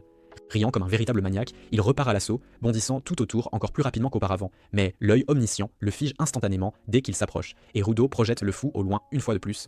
Après cela, le démon rebondit avec une telle vitesse qu'il n'est plus qu'une tache floue, mais Rudo continue inlassablement de bloquer ses attaques et de lui asséner des coups. Tandis que Jabber ricane dans sa folie la plus totale, Rudo le fait taire avec un ultime combo de 2 coups de poing qui l'assomme complètement pendant un court instant, le faisant trébucher en arrière jusqu'à ce qu'il s'effondre contre le mur. Le voyant halter comme un chien, Rudo lui intime d'abandonner sur le champ, mais Jabber se contente de sourire, car cela faisait une éternité qu'il n'avait pas été battu aussi sévèrement, et il pense que Rudo a probablement apprécié ce moment également. Rudo est complètement dégoûté par son expression hideuse, mais soudainement, le fou devient très sérieux et expose sa théorie selon laquelle l'instrument vital de Rudo fonctionne probablement en détectant l'intention de tuer d'un ennemi, puis en déplaçant ce dernier hors de toute zone de danger. Cependant, il a remarqué, alors qu'il projetait les dalles, qu'une simple pierre, dépourvue de toute soif de sang, ne déclenche absolument pas l'instrument. Puis, avec un sourire tordu et sinistre, il commence à expliquer la puissance de son propre instrument vital. Rudo observe, complètement confus, affirmant que sa griffe droite dément rit avec un plaisir pur et sadique face à la douleur, paralysé, et c'est à ce moment précis que Jabber explique à peine respirer connaissance avant de la lui empoisonner soudainement et que son corps est inconscient qui va continuer de combattre, il n'y aura alors aucune intention de tuer à détecter par l'instrument, et le mur situé juste derrière lui se brise en 1000 morceaux. Après que Jabber se soit assommé lui-même avec son propre poison, il pousse soudainement un hurlement strident, les yeux vides et dénués de toute vie, et charge le jeune garçon avec une force absolument terrifiante. Rudo panique, réalisant que son adversaire semble être revenu à sa pleine puissance, puis il remarque qu'il se trouve dangereusement proche des soutiens. Si jamais un démon s'approche d'eux, quelqu'un pourrait être gravement blessé, alors Rudo se met à courir dans la direction opposée afin de l'éloigner. Jabber le poursuit sans relâche, hurlant toujours, et Rudo parvient à peine à le repousser, mais le fou se relève immédiatement, sans perdre un seul instant, et hurle de nouveau. C'est à ce moment précis que Rudo réalise que le démon ne mentait absolument pas lorsqu'il avait affirmé qu'il allait utiliser son propre poison sur lui-même, ce qui signifie que l'arme de Rudo est désormais totalement inutile, puisque le talisman ne réagit qu'à l'hostilité et l'état d'inconscience de Jabber l'annule complètement. Rudo se demande alors quelle quantité d'expérience et de volonté ce fou peut bien posséder.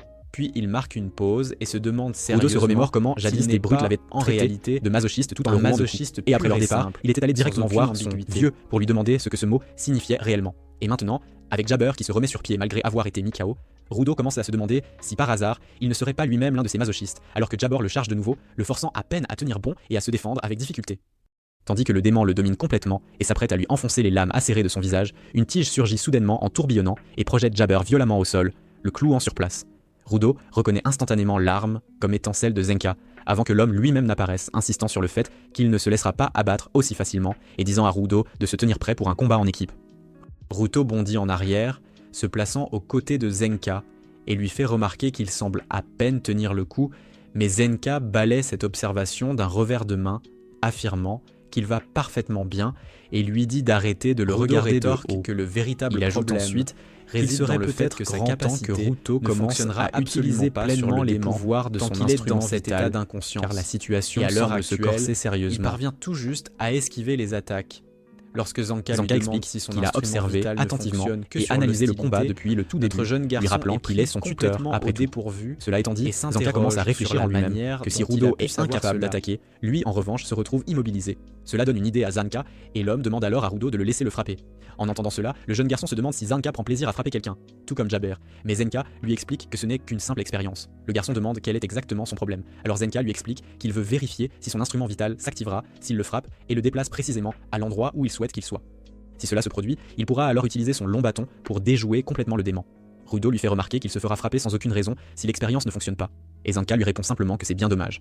À ce moment précis, Jabber se libère du bâton et fonce droit sur eux, détruisant un épais pilier d'un seul et unique coup de ses griffes acérées. Tandis qu'il s'écarte rapidement du chemin, Zanka ordonne à Rudo de s'assurer que les griffes ne le touchent absolument pas, car même le plus infime contact le laissera se tordant de douleur sur le sol. Zanka lui fait clairement comprendre que Rudo l'a bien cherché hors de lui et il bondit sur le jeune garçon pour le frapper. Permet de le railler. Et l'œil omniscient le fige en plein air et le projette directement sur Jabber, complètement sous le choc, permettant une telle chose à Rudo de propulser l'individu contre le mur d'à côté de le blesser, avec une force considérable, en le présentant comme une expérience absolument nécessaire. Puis il réalise qu'ils vont former une équipe formidable et il a hâte de se donner à fond pour s'amuser véritablement. Alors que Jabber se relève et charge à toute vitesse, Zanka se prépare à fracasser la tête de Rudo comme s'il s'agissait d'une simple pastèque. Cela permet au jeune garçon d'utiliser son pouvoir pour le projeter en plein vol, directement sur le boss, écrasant violemment l'individu contre le sol.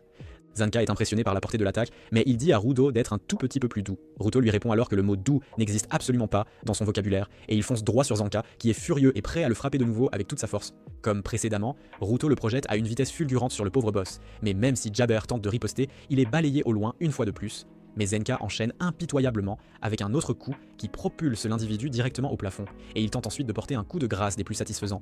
Mais avant même qu'il n'atterrisse, Rudo le tord pour prolonger encore davantage sa souffrance. Cette troisième attaque projette Jabber contre le mur avec une telle violence que le dément retrouve enfin sa pleine conscience et salue Monsieur Bat Attitude qui le fracasse sans ménagement contre le béton dur et impitoyable. Après cela, Zanka atterrit lourdement et recule, car les projections constantes l'ont complètement épuisé, et à présent, tout son corps lui fait terriblement mal. En voyant au même instant, Rudo le pouvoir de Rudo s'éteint brusquement cette chose et le porte-bonheur de Gris lui avait entièrement en poussière. Et il se demande avec anxiété ce qu'il devrait faire à présent.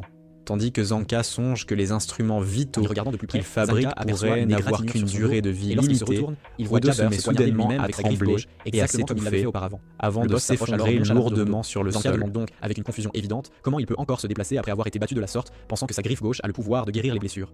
Mais Jabber explique que cela ne guérit absolument pas les blessures, mais que cela a pour effet d'atténuer considérablement la douleur.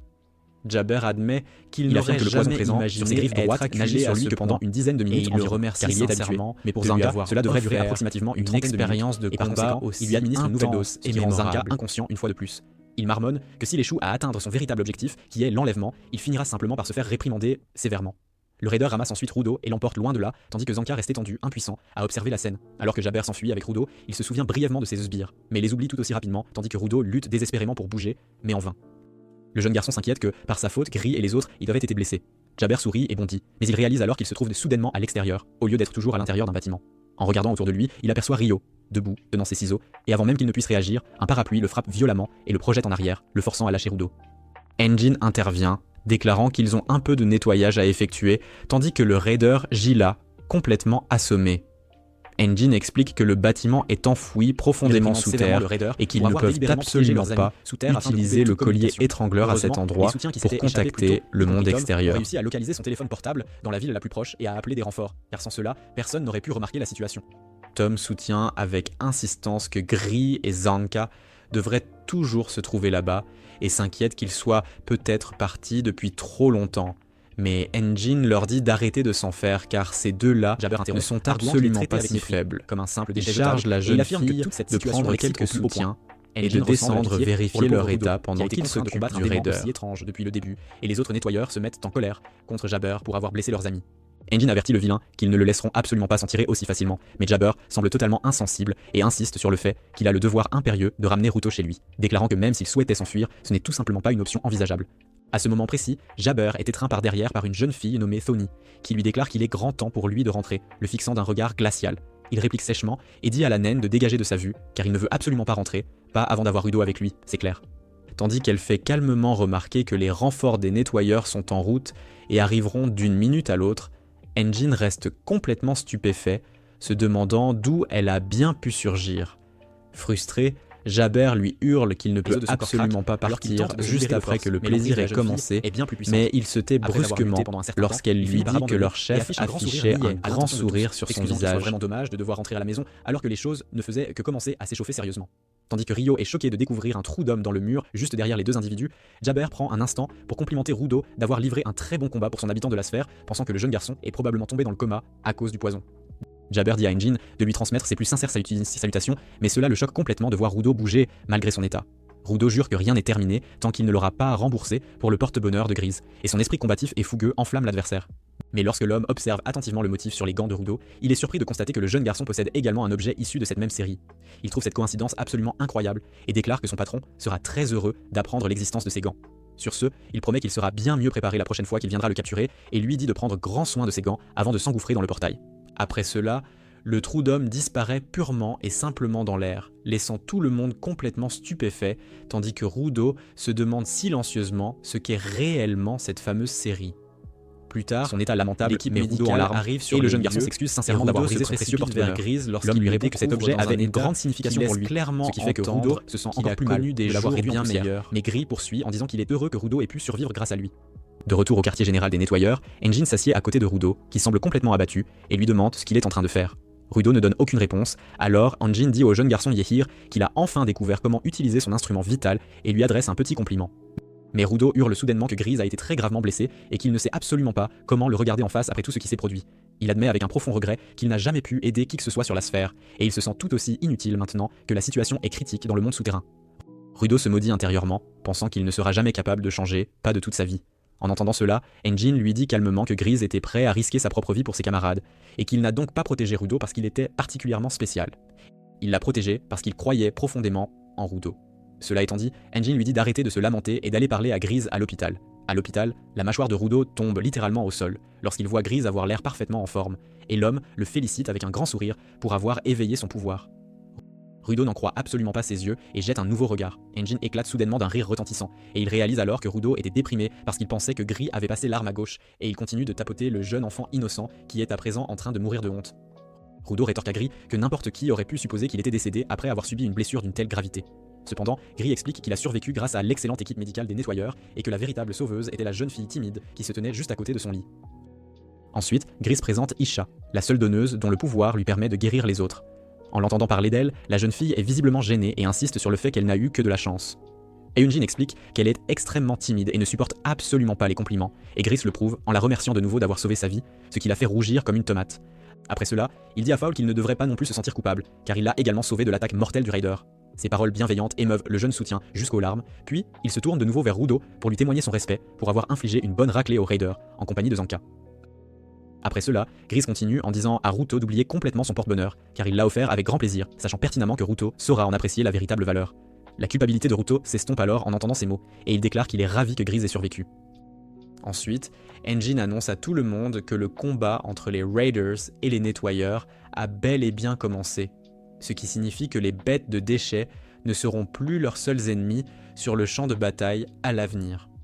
Lorsque au moment précis où il révèle qui il est, qu'il détient de nonchalamment qu'il est le patron. Un homme d'une stature une bonne minute à Rudo pour assimiler le fait que le chef se tient juste devant lui. Il semblerait que les Raiders s'excusent auprès de Rudo également d'avoir été à la recherche lors de son arrivée, puis il se présente comme étant Arca Corvus. Il soutient que même s'il n'en a pas l'air, il reste le patron, et explique qu'au début, il pensait que Rudo ne restait avec eux que pour obtenir des informations. Et si cela avait été le cas, il ne l'aurait pas gardé à ses côtés. Mais il admet apprécier la façon dont Rudo a risqué sa vie pour ses amis et reconnaît qu'il possède la force nécessaire pour apporter une réelle contribution à l'équipe. C'est pourquoi Corvus l'accepte volontiers au sein du groupe et lui demande de le rejoindre à son bureau. où il a déjà préparé un uniforme et des informations pour lui. Lorsque Rudo arrive, Corvus lui explique l'existence d'une frontière entre le sol et la sphère, où quiconque tente de la traverser est voué à mourir. Tandis que Rudo enfile sa nouvelle tenue, le patron lui raconte l'histoire d'une femme qui vivait dans la zone interdite, la région la plus proche de cette frontière. Un jour, elle a accueilli un voyageur égaré qui lui a demandé ce qu'elle faisait là, et elle a répondu qu'elle passait ses journées à observer les esprits tombés d'en haut. Au fil des ans, elle affirmait avoir vu des personnes capables de traverser la frontière dans les deux sens sans mourir. En entendant cela, Rudo réalise qu'il doit trouver ces personnes pour apprendre comment elles ont réussi un tel exploit, et enfin comprendre pourquoi il n'est pas mort lors de sa chute. Lorsque Corvus lui demande s'il compte rester ou partir, Rudo serre les dents et répond avec certitude qu'il va y retourner. La porte s'ouvre soudainement et Engin entre, excité de voir Rudo porter l'uniforme. Plus tard, Rudo tente de se faufiler vers la zone interdite, déterminé à trouver la femme et à recueillir des informations, mais Follow essaie de le retenir, le suppliant d'arrêter. Rudo cependant refuse d'attendre, car tout ce qu'il souhaite est de retrouver le chemin du retour le plus vite possible. Engin intervient et lui dit de se calmer, affirmant que s'il veut vraiment y aller, il devrait au moins se préparer d'abord. Il demande à Rudo s'il compte s'y rendre sans recueillir d'informations ni tester ses pouvoirs, se demandant s'il a une sorte de désir de mort. Engin essaie de lui faire comprendre qu'il doit saisir ses faiblesses et ses limites, et quand Rudo lui demande s'il l'accompagnera, Engin répond oui et l'avertit qu'y aller seul serait un pur suicide. Alors que Rudo réfléchit à la façon dont Engin s'y est rendu seul autrefois, Engin lui-même explique qu'en plus de la chasse, les nettoyeurs doivent aussi collecter des informations sur les bêtes déchets ainsi que sur les pillards. Rudo se plaint de la façon dont des gens aussi terribles que les pillards pourraient devenir des donneurs, mais Engin lui dit clairement que tout le monde n'est pas gentil ou attentionné. Il explique qu'il y a des hommes d'apparence soignée qui jettent les choses négligemment et d'autres d'apparence plus rude qui prennent soin de ce qu'ils possèdent. Il précise bien qu'être un donneur n'a absolument rien à voir avec le fait d'être bon ou mauvais. Rudo baisse la tête d'un air sombre, se demandant s'il a fait quelque chose de mal, mais il ne peut toujours pas pardonner aux gens qui l'ont envoyé ici. Engin lui dit alors de se reposer pour la journée. De retour dans sa chambre, Rudo s'ennuie à mourir et souhaite pouvoir faire quelque chose d'amusant, comme plonger dans des bennes à ordures, quand Rio apparaît soudainement et lui propose avec enthousiasme de lui faire visiter le QG. Elle lui montre la salle de sport, la cafétéria et même les toilettes des hommes pour une raison quelconque, puis explique que si l'endroit semble délabré, les gens d'ici lui donnent vie. Mais Rudo rétorque que la vie sur la sphère était bien plus animée et lui dit qu'il passait chaque jour à sortir avec Recto, à trouver des trésors dans les ordures et à se faire insulter par la police. En entendant cela, Rio dit qu'il y a beaucoup de gens ici qui l'insulteraient volontiers aussi, puis elle change de sujet pour parler de nourriture, lui demandant s'il a déjà goûté des sucreries. Rudo est choqué de l'entendre prononcer le mot sucrerie, car c'était quelque chose que seuls les riches pouvaient manger, mais Rio se vante qu'ils ont aussi de bonnes choses ici-bas. Après cela, les yeux de Rudo manquent donc de sortir de leurs orbites lorsqu'il voit des bonbons brillants que les nettoyeurs achètent à des gens appelés les viandaires, et il dit à Engin qu'il n'en a jamais goûté de sa vie. Engin répond que si les choses sont différentes en haut, dans le monde souterrain, la demande de bonbons est plus forte que celle de drogue, il serait donc judicieux de ne pas devenir accro. Pendant que Rio bave devant une assiette entière de douceur, Engin explique que les viandaires recrutent des cuisiniers de premier ordre, donc leurs bonbons sont encore meilleurs que ceux de la sphère. Ensuite, Rio tente Rudo de goûter, et il porte lentement un morceau à sa bouche, tremblant d'excitation. À ce moment-là, l'âme de Rudo monte presque au ciel et il commence à dévorer les bonbons comme le monstre des cookies, car c'est tellement bon que ses mains bougent toutes seules. Voyant cela, Engin l'avertit de ralentir, ou il prendra du poids. Mais ce qui l'arrête finalement est un regard glacial venant d'un enfant suçant une tétine. Le regard dans ses yeux fait se demander à Rudo si l'enfant veut aussi ses sucreries. Il se force à donner une sucette à son compagnon amateur de douceur. Mais l'enfant la lui arrache de la main et ordonne impoliment à Rudo de lui en donner une autre, ce qui lui tape vraiment sur les nerfs. Plus tard, Zanka surprend Engin et Rio parler de l'addiction de Rudo aux bonbons, mais il décide d'ignorer cela, jusqu'à ce qu'il voit une boule de graisse se faufiler par l'embrasure de la porte devant lui. Il crie qu'il y a un intrus pour réaliser que c'est Rudo, atteint de diabète.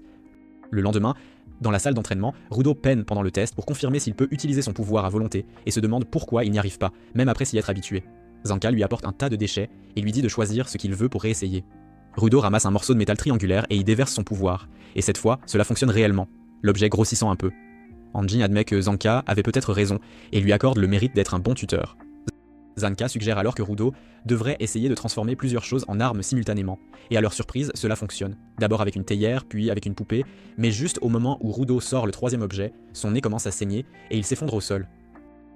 Engin souligne que la même chose s'est produite auparavant lorsque son nez saignait, ce qui signifie que les gants sont peut-être d'une qualité trop élevée pour que son corps puisse les supporter. Il explique que plus quelqu'un prend soin des choses, meilleures elles deviennent, et plus grand est le pouvoir qu'elles peuvent contenir. Il ajoute qu'outre le pouvoir, la capacité reflétée dépend aussi des pensées et de l'expérience de l'utilisateur. Zanka suppose que Rudo a dû prendre soin de ses gants depuis son enfance, ce qui explique leur qualité, bien qu'il se demande toujours s'ils peuvent réellement avoir un tel impact sur son corps. Cette pensée le met mal à l'aise alors qu'il commence à réfléchir à des questions sérieuses concernant les objets. Rudo rétorque que si c'est vrai, alors pourquoi les choses qu'il transforme en armes finissent-elles toujours par périr? Pourtant, lorsque celles qu'il vient de créer restent intactes, il suggère qu'il pourrait y avoir une limite de temps sur elles. Ryo prend alors la parole et dit que c'est peut-être parce que ces choses n'avaient aucun regret. Elle sourit et lui dit que sa capacité semble extraire la valeur maximale des objets qui ont été jetés. Puisque Rudo les utilise à nouveau, ces choses remplissent leur but et Zanka ne pourrait être plus d'accord en soulignant comment le talisman s'effrite une fois que Rudo ressent un soulagement après le combat. Anjin dit que Rudo n'a pas brisé le talisman de Grise ni aucune arme qu'il fabrique, mais au lieu de cela, Rudo utilise ce qui reste et pousse leur valeur au maximum. En regardant ses gants, Rudo réalise que son pouvoir n'a jamais été de détruire les choses en premier lieu. Ryo exprime ensuite ce que Zanka a en tête, mentionnant comment le pillard affirme que les gants font partie d'une série, ce qui leur fait croire qu'il pourrait y en avoir d'autres similaires. Tandis que Rudo se demande pourquoi, Ryo suggère qu'il devrait leur donner un nom, puisqu'ils ont déjà nommé les leurs, et Anjin est d'accord. Pendant ce temps, Ktamoni et Jaber retournent auprès de leur patron, qui commence à bavarder à propos d'une série d'équipements d'hôtels du désert et d'une série de gardiens, qu'il semble lui-même porter. Plus tard, au QG des nettoyeurs, Rudo souffre beaucoup en se lavant les mains et les gants dans la salle de bain. Après les avoir séchés, il sort et sa mâchoire tombe lorsqu'il voit Ryo se détendre sur son lit et parler toute seule. Il lui demande pourquoi elle est dans sa chambre et comment elle est entrée. Et la jeune fille répond qu'elle habite juste au-dessus de lui. Alors elle est descendue après avoir entendu des gémissements provenant de sa chambre. Juste à ce moment-là, elle le prend au dépourvu en lui demandant si ses mains l'ont fait gémir. Et Rudo explique qu'elles lui font moins mal quand il porte des gants. Elle trouve ses cicatrices cool et se demande si ce sont des brûlures. Mais Rudo répond que seuls ses parents savent ce qu'elles sont. Ryo lui dit que les parents donnent tout à leurs enfants, le bon comme le mauvais, puis elle saute directement par la fenêtre. Le lendemain, Anjin et Grise jettent un coup d'œil dans une pièce en désordre où quelqu'un crie comme une rockstar en travaillant sur quelque chose et ils réalisent qu'il va prendre un certain temps. Plus tard, Corvus informe Rudo qu'il travaillera sur les préparatifs avant que son masque intégral ne soit terminé et qu'il puisse partir en mission. En entendant cela, Rudo demande avec confusion ce qu'est même un masque intégral, alors Anjin explique que les nettoyeurs ne sont pas officiellement autorisés à entrer dans la zone interdite sans un, et lui montre son masque stylé. Il dit que les nettoyeurs ont un artiste dont le seul travail est de fabriquer des masques intégraux et des uniformes, mais ils doivent respecter son rythme car il ne peut pas travailler correctement s'il est pressé par une date limite. C'est pourquoi Corvus explique que Rudo doit se préparer, disant que c'est similaire à ce qu'il lui jette en un sort. Semi ajoute qu'on ne sait jamais ce qui pourrait arriver dans la zone interdite, comme se faire exploser si l'on fait un faux pas, et c'est pourquoi ils ont un donneur spécialisé dans le lancement de sorts à travers des dessins. À ce moment-là, elle se souvient qu'il restait toujours au QG, puisque Corvus lui avait donné la permission de dessiner librement où il voulait, mais il n'est pas revenu depuis un bon moment. En entendant cela, Anjin pense que c'est une corvée d'aller le voir à chaque fois et dit à Rudo qu'il se dirige donc vers la ville de Graffiti, appelée Canvas Town, puis présente les nettoyeurs qui les rejoindront pour le trajet afin de chercher la femme dans la zone interdite.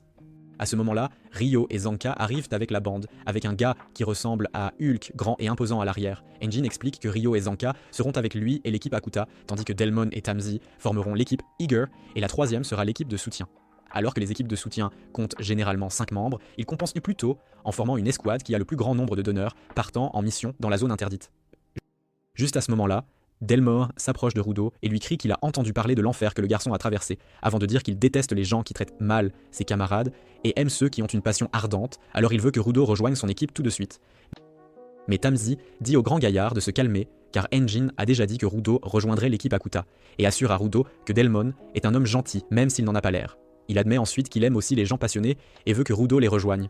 Alors Anjin dit aux gars de montrer à quel point ils sont eux-mêmes passionnés. En entendant cela, Zanka met nonchalamment des bouchons d'oreilles et s'en va, laissant Rudo extrêmement confus. Ensuite, Delmon s'échauffe en grinçant des dents et motive tout le monde, criant qu'ils partent pour un dangereux voyage vers Canvas Town, mais qu'ils ne perdront jamais parce qu'ils sont des nettoyeurs et que les nettoyeurs ne perdent jamais. Alors que tout le monde dans les autres équipes le s'excite, Rudo fait une crise de nerfs en entendant la passion de Delmon qui lui fait exploser les tympans et finit par se joindre lui aussi au train de l'excitation.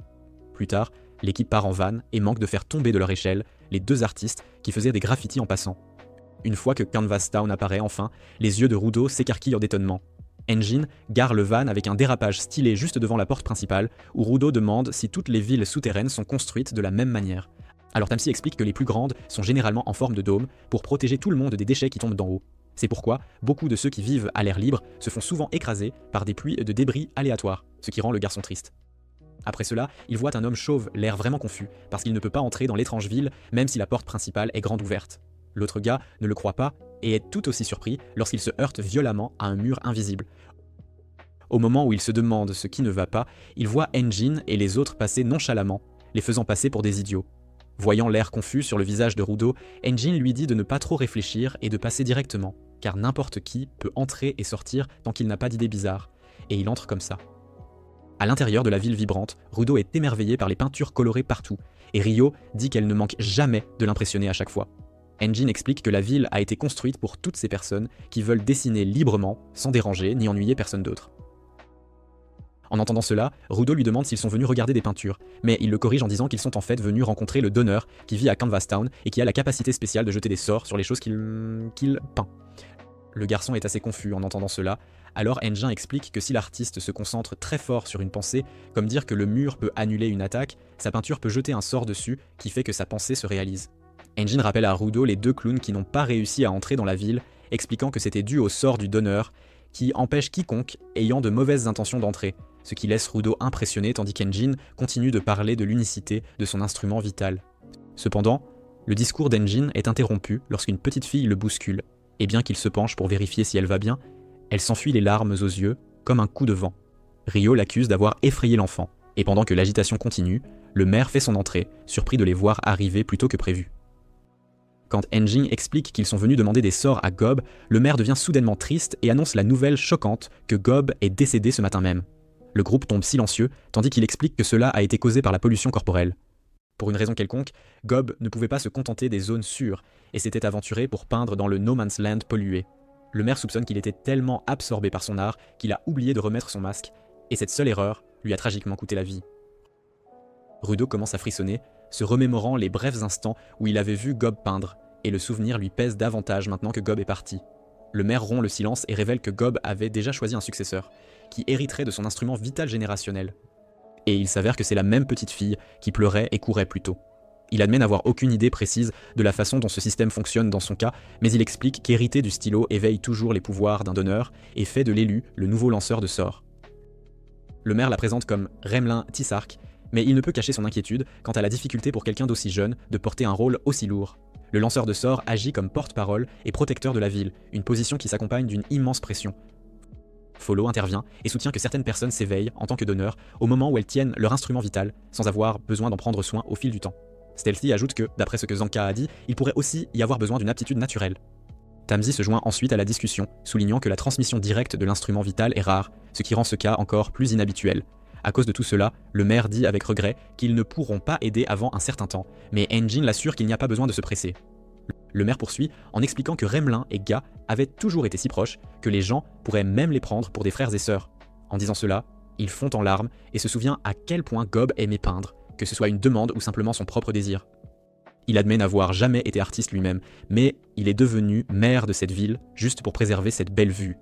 Engin se perd également dans ses propres souvenirs de Gob, se rappelant le voir peindre avec un large sourire et s'enfuir plein de vie, et il ressent une profonde tristesse sachant qu'il ne reverra peut-être jamais cela.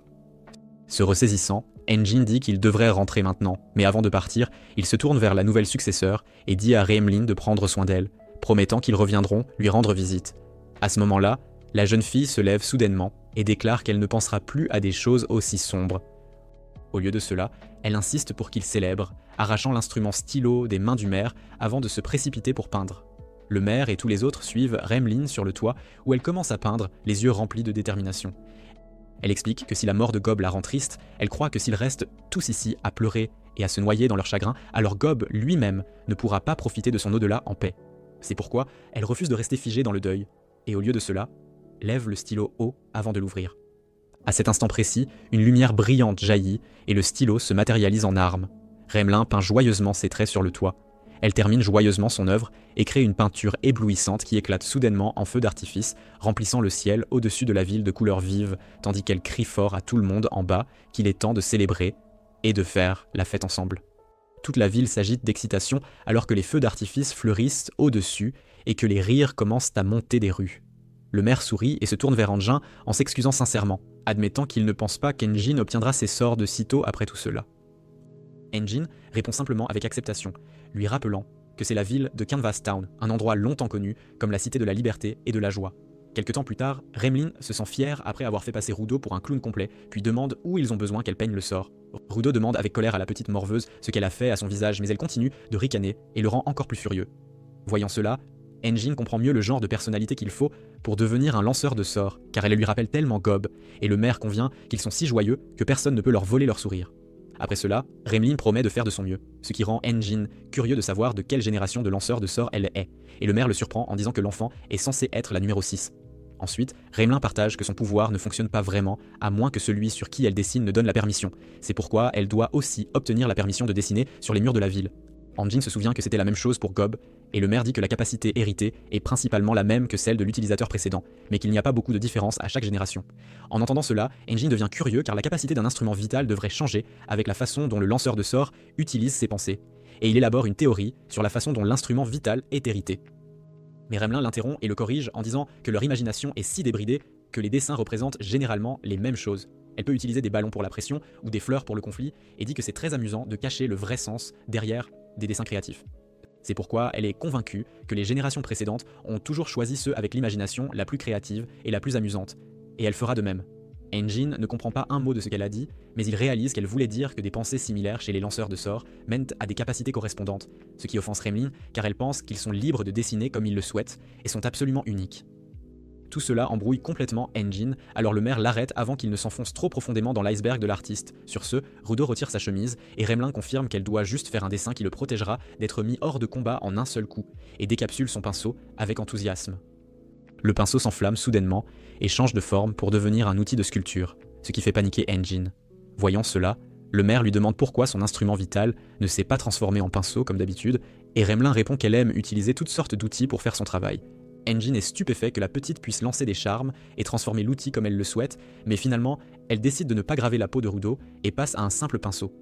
La petite rit, imaginant toutes les choses amusantes qu'elle pourrait dessiner sur son dos, et Rudo réalise qu'ils ne s'entendront jamais, tandis qu'Engin l'apprécie déjà beaucoup. Plus tard, Engin s'excuse auprès du maire et de la petite lanceuse de sorts de l'avoir fait dessiner sur 9 personnes d'un coup et d'avoir complètement épuisé la pauvre enfant. Ils se dirigent tous ensemble vers la porte de la ville où les deux brutes sont toujours coincés, et quand il voit le stylo légendaire dans la main d'une petite fille, il s'énerve contre le maire de l'avoir transmis à une inconnue.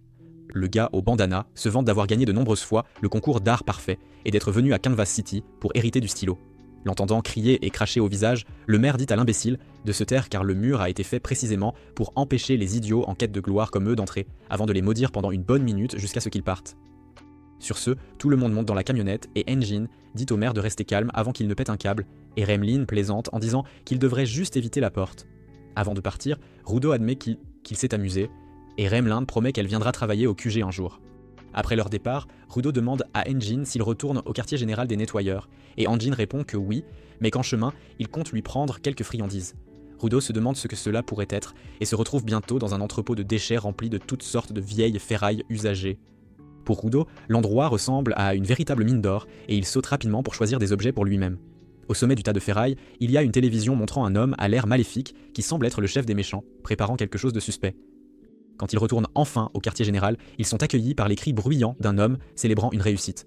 Rudo interroge la réceptionniste à son sujet, et Semi prend un moment pour compatir avec lui pour ce qui s'est passé à Cambustown, bien que ses mots soient interrompus lorsque l'homme, hurlant, crie à propos de la création d'un masque personnalisé. Engin le présente comme Auguste et explique que c'est lui qui est responsable de la fabrication de l'équipement pour les nettoyeurs. Engin ajoute qu'il semble que le masque de Rudo ait déjà été préparé, et Otis se félicite fièrement d'avoir terminé le travail si habilement.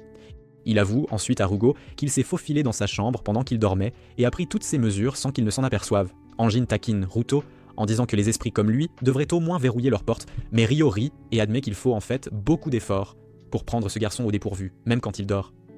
À ce moment-là, Aisha, la sœur d'Auguste, arrive en courant, le réprimandant de cesser de causer autant de problèmes à tout le monde. Ensuite, ils descendent tous au sous-sol. Rudo est cependant toujours de mauvaise humeur à cause de tous les cris et hurlements précédents. Engin l'arrête et lui demande de retirer son collier.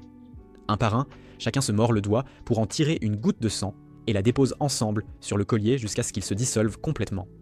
Engin explique que cette chose agit comme un communicateur, similaire à un téléphone. Rudo demande si c'est pour cela que tout le monde ici porte un collier, et Ryo ajoute que le rituel du sang approfondit également leur lien d'amitié.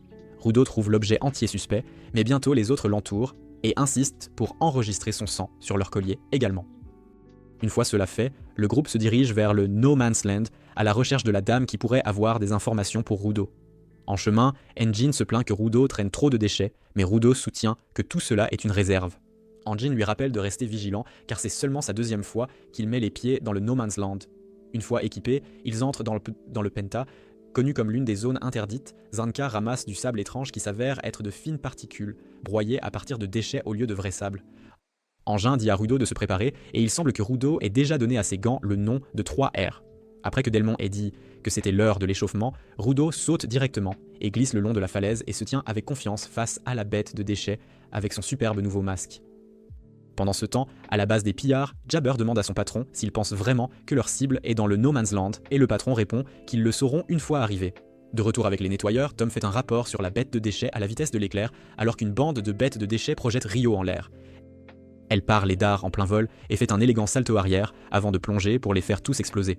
Un autre scorpion l'attaque par surprise depuis le nuage de poussière, mais elle bondit à nouveau en l'air et en tranche un morceau avec une autre puissante attaque en piqué. Le morceau brisé passe devant Zanka et frappe la bête de déchets devant lui. Le scorpion est alors déclenché et charge à toute vitesse. Il bloque ses attaques incessantes, donnant l'impression de lutter, mais il passe habilement derrière la queue du scorpion. Quand il essaie de le piquer, lui enfonce son bâton dans la gueule et le rôtit de l'intérieur. Juste après cela, d'autres bêtes de déchets apparaissent de nulle part et l'entourent. Alors, il décide de devenir sérieux. Mais une énorme bave s'écrase soudainement du ciel, et la puissance pure de l'onde de choc d'Anjin grille complètement tous les scorpions. Rio rejoint les deux, et Anjin pense qu'ils ont fini, mais il s'avère qu'il en a manqué un. Alors il laisse Ruto s'en occuper. Ruto fonce à toute vitesse et esquive l'attaque du scorpion, sortant un vieux clavier. À ce moment-là, le bruit attire l'attention d'une fille qui s'abrite à proximité, tandis que Ruto épelle le pire gros mot qu'il connaisse sur le clavier. Cela provoque la rupture des touches qui deviennent un barrage de missiles s'écrasant sur la bête de déchets d'en haut. Il se sent fier en voyant ses ennemis se transformer lentement en poussière tandis que Grise sermonne Tom de patienter au moins jusqu'à ce qu'il soit sûr de commencer ses rapports. Mais elle dit innocemment qu'elle ne peut pas se souvenir des choses aussi longtemps, et d'ailleurs c'est leur travail de la protéger. Pendant ce temps, Rudo frotte la lentille de son masque alors que sa vision commence à se brouiller, et à ce moment-là, le grand gars, Delman, apparaît avec Tamsi. Delman le félicite d'avoir travaillé si dur et admet qu'il regrette de ne pas avoir pu voir plus de ses actions. Rudo se réjouit à l'idée qu'il a au moins été utile. Soudain, une fille apparaît et demande s'il cherche Tamo. Le groupe se demande depuis combien de temps elle est là, car aucun d'eux n'a senti sa présence. Ruto soupçonne qu'elle pourrait être celle qu'il cherche, mais les autres soutiennent que cela ne peut pas être aussi facile. Anjin, cependant, souligne qu'elle n'a pas l'air hostile et suggère qu'il pourrait aussi bien lui demander leur chemin. Rio demande naïvement si elle est celle qui a veillé sur les gens voyageant entre la sphère et le sol, et la fille confirme nonchalamment qu'elle est bien la bonne personne. Anjin remarque qu'ils ont peut-être eu de la chance cette fois et décide de lui parler. La fille commence alors à tousser, se plaignant que l'air ici n'est pas bon à respirer et demande s'ils peuvent continuer la conversation chez Amwa, où les masques ne sont pas nécessaires. Les nettoyeurs trouvent étrange qu'elle n'ait pas apporté de masque elle-même, mais elle balaye l'idée, disant que ce n'est qu'une courte marche. Rio propose d'aller en éclaireur seul pour voir si la situation est sûre, mais Anjin insiste pour qu'ils y aillent tous ensemble, afin que, si elle tente quoi que ce soit de suspect, ils puissent s'en occuper. Alors que la scène change, ils arrivent chez Emo et Anjin est déjà hors de combat, tombant à plat sur le sol tandis que la fille reste là, complètement indemne. Mais c'est ici que cette vidéo se termine. N'oubliez pas d'aimer et de vous abonner à la chaîne. Merci d'avoir regardé et je vous dis à la prochaine fois.